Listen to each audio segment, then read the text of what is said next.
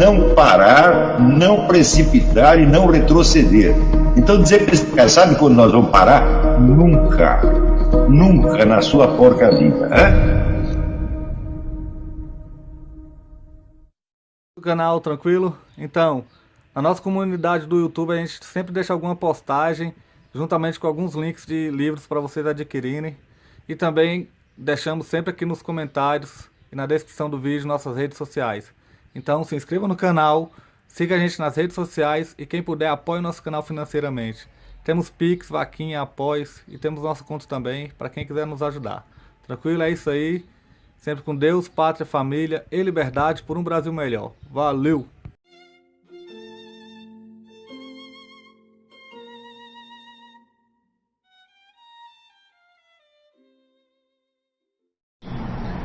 O que se transmitia, o que o apóstolo transmitia aos fiéis não era uma doutrina, mas uma narrativa. O apóstolo contava alguma coisa que aconteceu. E é por isso mesmo que o evangelho se chama uma boa notícia. Eles não estavam expondo uma doutrina, uma teoria, nem nada. Eles estavam contando uma série de acontecimentos miraculosos que eles tinham presenciado e que acontecimentos que continham em si um apelo, né, imediato, vamos dizer, a uma transformação pessoal. Quer dizer, eram notícias que modificavam a visão do mundo das pessoas, que modificavam as próprias pessoas. Quer dizer, você recebeu aquelas notícias, você já não é o mesmo de antigamente. Porém, então veja que não havia nenhuma preocupação persuasiva. Ninguém estava tentando persuadir ninguém de coisa nenhuma. Não havia uma teoria, uma doutrina que você pudesse expor e defender. Porém, quando isso começa a ser disseminado no meio grego, que era um meio habituado às discussões filosóficas, tá certo? A narrativa é ouvida como doutrina, né? E naturalmente começa a fazer objeções. Quer dizer, toda narrativa, ela de fato ela implica certas afirmações de ordem lógico-doutrinal, né? No mínimo, você diz que algo aconteceu, você está dizendo que algo é possível, tá certo? Então surge a pergunta, como você explica isso?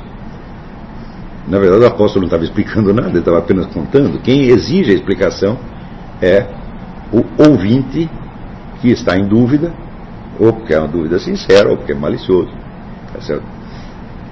Então, são, vamos dizer, as pessoas de fora, as pessoas estranhas, não necessariamente inimigos da fé, mas pessoas que não participavam dela, que começam a provocar, então, os apóstolos para que provem aquilo que estão dizendo, pelo menos que expliquem doutrinariamente.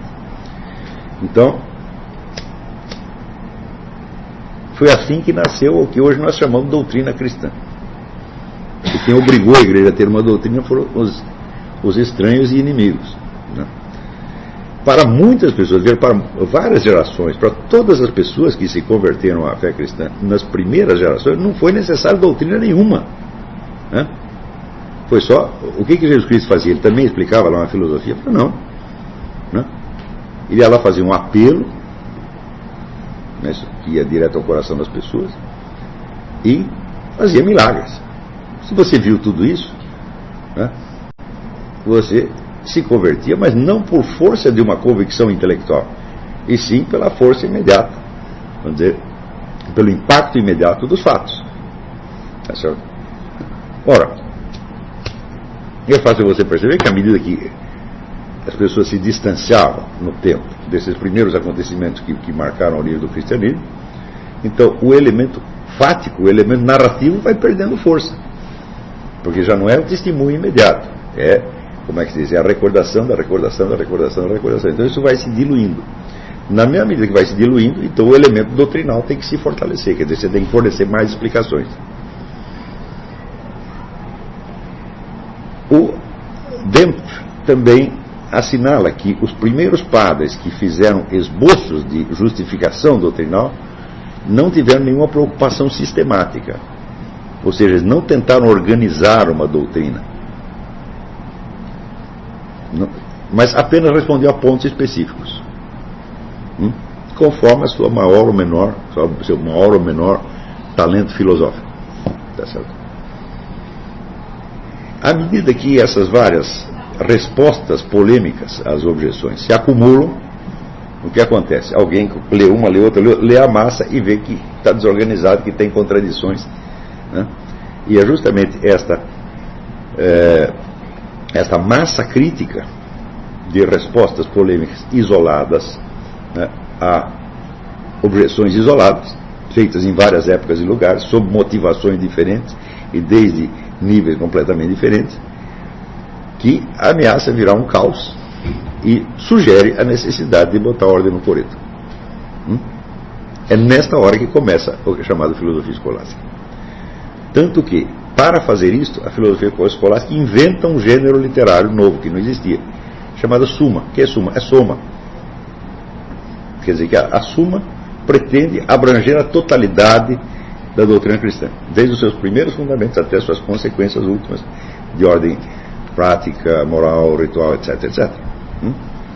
Também, é claro que nem todas as sumas perfazem esse objetivo. Existem várias sumas. As mais famosas são a de Santo Alberto, a de Alexandre de Hales e a de Santo Tomás de Aquino. Escreveu, aliás, duas, uma para os cristãos, que é a Suma Teológica, e outra para os não cristãos, que é a Suma contra os gentios. Então, a Suma é o primeiro exemplo histórico de discurso lógico coerente do começo ao fim. Ou seja, nós sabemos fazer um discurso lógico porque os escolásticos nos ensinaram. E se não existisse nenhum exemplo concreto desta possibilidade, não seria possível nenhum tipo de ciência. Quer dizer, a ciência ficaria como um ideal, tá certo? Pelo menos não seria possível o tipo de ciência da natureza. Seria possível ciências filosóficas, como a metafísica, seriam possíveis, claro, mas as sumas, elas não tratavam somente, tá certo, de assuntos metafísicos, mas de assuntos, quer dizer, da natureza, a criação, a estrutura do cosmos, e de assuntos de ordem político-moral, o governo, a conduta, etc, etc. Então, quer dizer, organizava em discurso lógico uma massa de conhecimento concreto sobre a realidade da experiência, e não só sobre os princípios. Tá certo? E ora, o que é ciência? É exatamente fazer isso, quer dizer, você transpor a experiência concreta num discurso lógico. Fazer um discurso lógico só sobre princípios, tá certo? Ou só sobre elementos puramente lógicos, as matemáticas também fazem, né? Então, nós podemos dizer, um discurso matemático, ele é um discurso lógico sem conteúdo, por assim dizer, constituído apenas de formas da possibilidade. Então, quando você vai na escola e a professora te ensina a fazer conta com laranjinhas ou bananas, mas ao mesmo tempo esclarecendo para você que a conta seria a mesma se você trocasse as laranjinhas por bananas, é exatamente isso que ela está falando. Ela está mostrando para você que esse é um discurso lógico, vamos dizer, sem conteúdo substancial efetivo. É um discurso que se refere apenas a um esquema de possibilidades. Quer dizer que se somar duas bananas com outras duas bananas vai dar 4, se somar duas laranjas com outras duas laranjas também vai dar 4. Tá certo? Então, tudo em lógica, tudo em matemática na base do se. Se isto, então aquilo. Claro que esse discurso então nada afirma sobre a realidade, mas apenas sobre a consistência das várias relações lógicas entre si. Certo? Porém, isso não basta para constituir uma ciência, porque uma ciência pretende explicar a realidade efetiva. Então, o primeiro exemplo de discurso lógico unificado sobre a realidade efetiva são as sumas escolásticas. Elas dão, até hoje, o modelo de todo e qualquer discurso científico. E isso é uma coisa que eu nunca encontrei um cientista praticante que soubesse disso. Então, mas é claro que ao mesmo tempo que os escolásticos faziam isso, a ideia deles não era explicar a natureza e os fatos em si mesmos, mas os fatos dentro da perspectiva do texto revelado.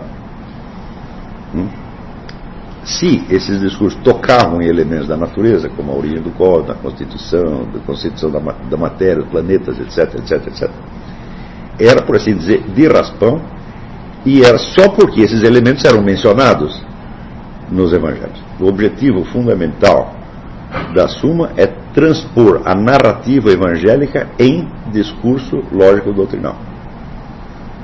Tá certo? Então, todos os elementos que eram mencionados ou no Antigo Testamento ou no Novo Testamento também têm que ser explicados, mas têm que ser explicados não em si mesmos, sim em função da sua presença na Escritura. De modo que os objetos da natureza e o mundo da política, da moral, da história, não eram objetos de atenção específica do pensador escolástico. Eles entravam ali, por assim dizer, de raspão. Tá certo? E, ao mesmo tempo, o estudo da natureza prosseguia durante a Idade Média, mas, quando ele era feito, quando ele mesmo era o centro da atenção, então não havia nenhuma tentativa de transformá-lo em discurso lógico. Tá certo? Essas tentativas são já mais tardias. Então o que você vê durante a Idade Média são coleções imensas de fatos, totalmente desarticulados e às vezes até sem classificação. Por exemplo, existe a famosa enciclopédia de Santo Isidoro de Sevilha, que ele chama de etimologias. Para nós até parece estranho, por exemplo, por que um livro chamado de etimologias, né, deve tratar, por exemplo, da geração dos animais, dos continentes, da geografia, etc. Né? Mas é uma coleção de fatos bastante desarticulada, de modo que você vê que a ciência nessa época a ciência da natureza nessa época estava numa fase de coleta. E o pouco de organização discursiva que havia dentro das sumas, onde a natureza não entrava como objeto de interesse primordial, tá certo? Mas apenas, vamos dizer, como um assunto marginal, pelo fato de que determinados elementos da natureza eram mencionados no Evangelho. E para entender o texto, então você precisa saber do que o texto está falando, então você também precisava entrar nos fatos mesmo.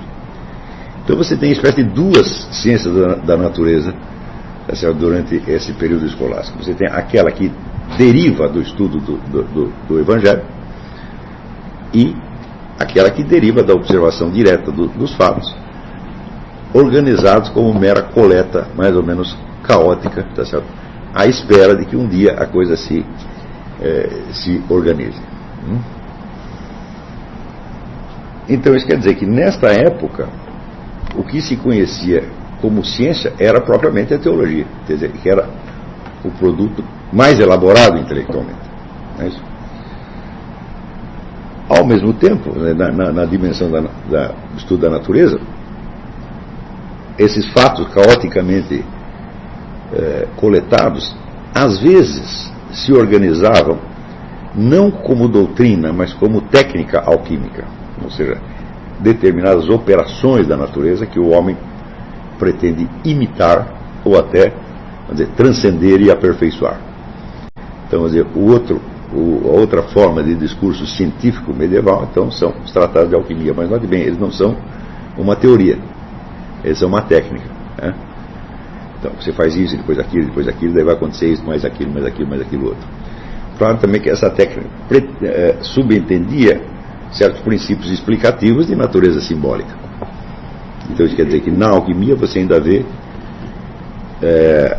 a prevalência da ideia do cosmos natural como símbolo de realidades espirituais. Ideia que também estava presente não só no evangelho, na teologia escolástica, mas no próprio ritual da igreja. No ritual e, sobretudo, na arte sacra. Né? Quando você entra em qualquer catedral gótica, você vai ver milhares de figuras, tá certo? De plantas, de animais, de seres humanos, tá certo? De acidentes geográficos, etc, etc. Que tudo ali está ali, não como estaria num museu de ciência natural, tá certo? Mas como numa galeria organizada de símbolos que devem remeter a realidades espirituais. Então, quer dizer, a natureza era estudada como ilustração de realidades espirituais, sem a menor esperança de que esta natureza pudesse em si mesma e por si mesma constituir um campo fechado e autoexplicativo. Ou seja, não há explicação da natureza no plano da própria natureza. Quanto mais você espremê-la, mais você vai chegar em certos paradoxos que só se esclarecem quando você entende que a natureza inteira é um símbolo de realidades espirituais mais permanentes que não são naturais.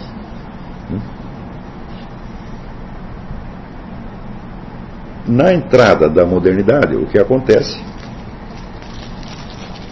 é que o desenvolvimento extraordinário das matemáticas nesse período suscita em algumas mentes a ideia de uma ciência matemática da natureza. Tá certo? Então, eles acreditaram que, se fosse possível você dar uma formulação matemática aos fatos observados na natureza, seria possível encontrar por baixo desses fatos determinadas constantes que também seriam expressas matematicamente e que constituiriam, então, por assim dizer, o segredo ou a explicação da natureza. Neste momento, pela primeira vez, aparece a ideia de que existe uma ciência natural autônoma, de que é possível encontrar dentro dos fenômenos da natureza as equações constitutivas que a explicam. Tá certo? Então, se antes a natureza era vista, vamos dizer, como um tecido de símbolos que só pode ser compreendido mediante uma espécie de escalada do espírito até dimensões supranaturais, agora a operação, de certo modo, se simplifica. Nós não precisamos chegar a nada de espirituais, nós apenas fazemos certas medições, obtemos determinadas constantes, e essas constantes, então, são as leis explicativas da natureza. Tá certo? É lógico que para fazer isso foi necessário, em primeiro lugar, separar da natureza tudo aquilo que não era imediatamente matematizável. Tá certo? Então, daí vem a ideia dos famosos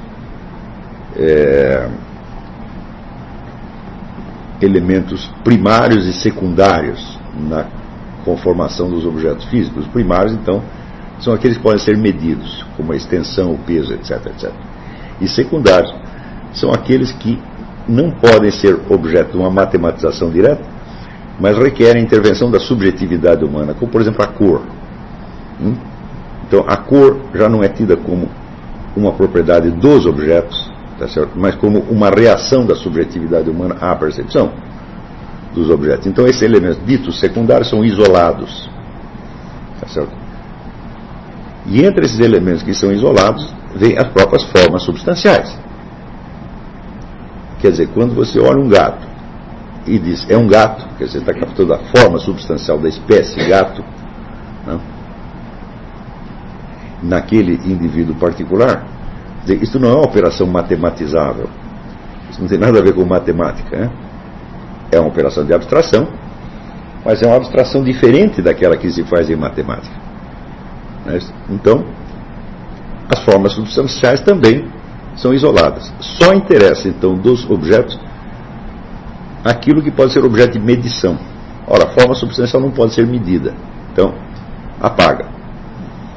Sobra, né, dos objetos um conjunto de esquemas matemáticos que nem sequer diz o que eles são, mas apenas, né, quais são as formas e medidas daquilo que eles nos apresentam quando encarados sob a categoria específica da quantidade. Então, é claro que esta natureza, assim considerada, ela não é a natureza da nossa experiência diária, ela não é a natureza na qual nós vivemos. É uma natureza que só existe para os cientistas. Tá certo? Na mesma época surge a ideia, automaticamente, a ideia de que só os elementos matematizáveis são verdadeiramente reais. Os outros são apenas impressões que nós temos, inclusive as formas substanciais. Tá certo? Então, a partir, vamos dizer, de Galileu, Descartes, Newton, se dissemina na cultura europeia a ideia de que existem duas ordens de realidades, né? A primeira são os corpos, as entidades físicas, e a segunda é o pensamento humano. Só que, paradoxalmente, do mundo dos corpos só se leva em consideração aquilo que é matematizável, ou seja, aquilo que o pensamento humano, o pensamento matemático pode apreender neles. Então, digamos, essa não é a natureza sensível, é o que nós chamamos de natureza dianoética. Natureza que existe para a dianoia, para o pensamento. Então, quando Descartes, por exemplo, afirma a dualidade de substância, existe a coisa extensa e a coisa pensante, res extensa e res cogitans, ele está esquecendo, tá certo, que extensão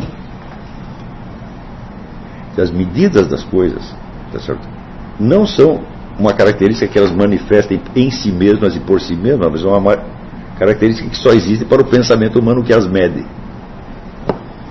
Então, na hora mesmo que ele está dizendo que existem duas substâncias, ele está implicitamente afirmando que só existe uma, o pensamento. E tudo mais não existe. Então, o pensamento, e mais ainda, o pensamento matemático. Tá certo? Então, a partir daí, no instante mesmo em que um negócio chamado natureza se constitui como objeto das ciências, ele se constitui como objeto evanescente, constituído apenas de pensamento. E se afasta completamente da natureza da nossa experiência, da natureza da qual nós vivemos. Porque você vive ali entre objetos que são meras equações e que não têm forma substancial, não têm cor, não emitem som, não tem gosto, tá certo? Então,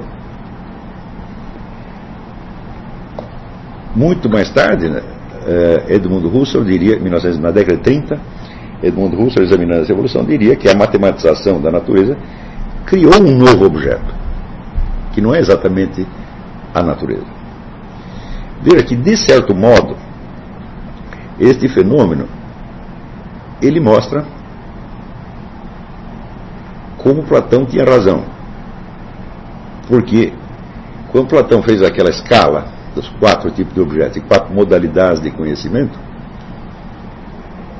ao dizer que os objetos da natureza só podiam ser objeto de crença, nunca de um conhecimento exato,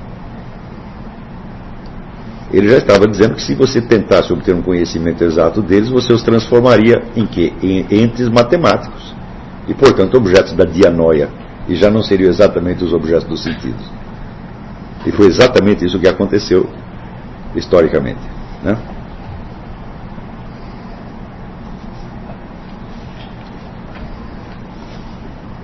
Então,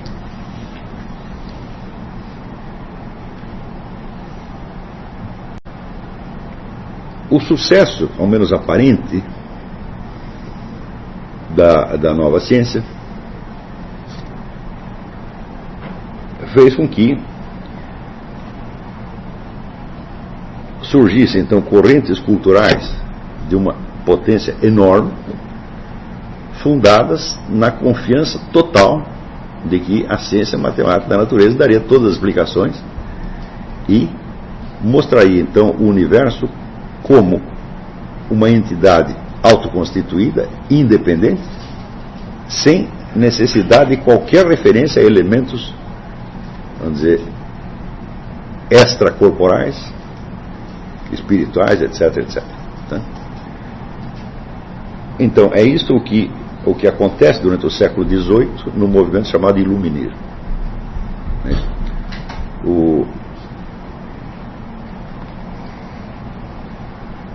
Um dos autores que são pré-iluministas, mas inspiraram o iluminismo, é Bacon. Tá certo? E Bacon chega a dizer o seguinte: você pega um determinado livro e você faz 2 perguntas. Esse livro contém alguma descrição de fato da natureza? Não. Esse livro contém alguma demonstração matemática? Não. Então joga fora. Isso implicava, evidentemente, jogar fora praticamente tudo que você tinha escrito antes. Então, esta ideia de que a ciência matemática da natureza inaugurava de uma nova era do conhecimento humano, superando tudo aquilo que se fizera anteriormente, essa é evidentemente uma ilusão. Em primeiro lugar, porque não é possível um confronto entre essa nova modalidade de conhecimento e a antiga, uma vez que esta nova constituiu um objeto diferente, que não é o mesmo da antiga. Você não tem como comparar. Se você observar, tá, as polêmicas que surgiram na época, né, entre autores escolásticos e os autores inspirados na nova filosofia, você vê que é um negócio totalmente descompassado. Um não sabe o que o outro está falando e o outro não sabe o que um está falando.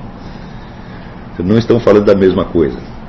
Então, o que houve não foi o surgimento de uma nova modalidade de conhecimento que superasse a anterior, tá certo? Mas a inauguração de um novo objeto totalmente diferente, que não tinha nada com o que se fazia, nada a ver com o que se fazia antigamente. Então, não houve confrontação, tá certo? Onde houve, ela foi, evidentemente, baseada em equívocos.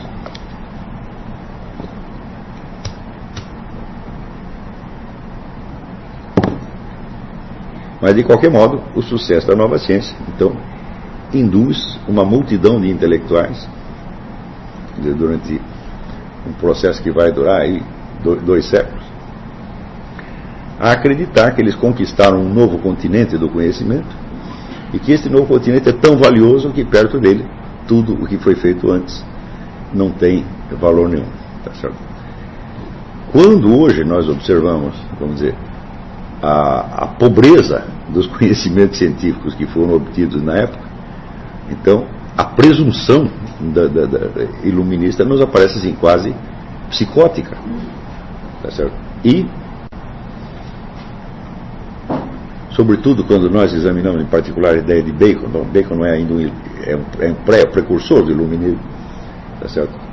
Nós vemos que a apologia que Bacon faz da observação dos fatos e da dedução matemática é uma coisa só da boca para fora, porque na obra inteira dele não tem nenhuma coisa nem outra.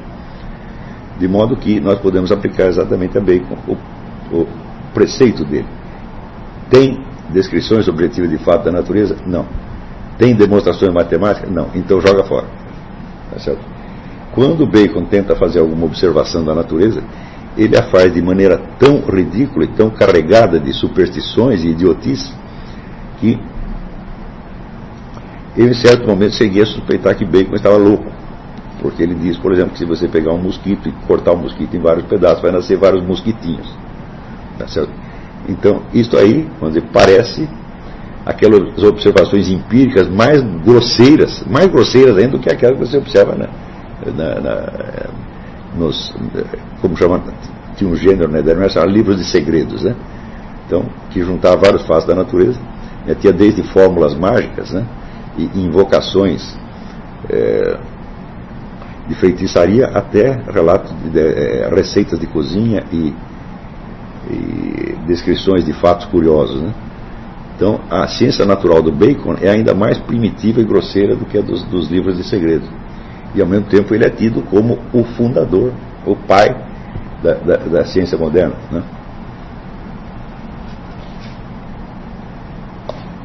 Bom, o resultado final de tudo isto é que a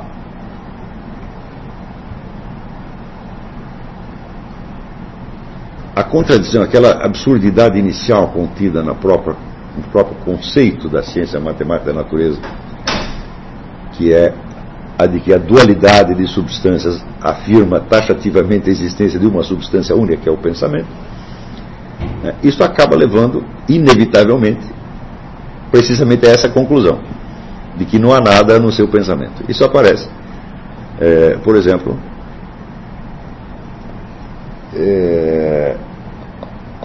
em George Berkeley, que é um filósofo segundo o qual tudo aquilo que nos chega pelos sentidos é duvidoso ou ilusório.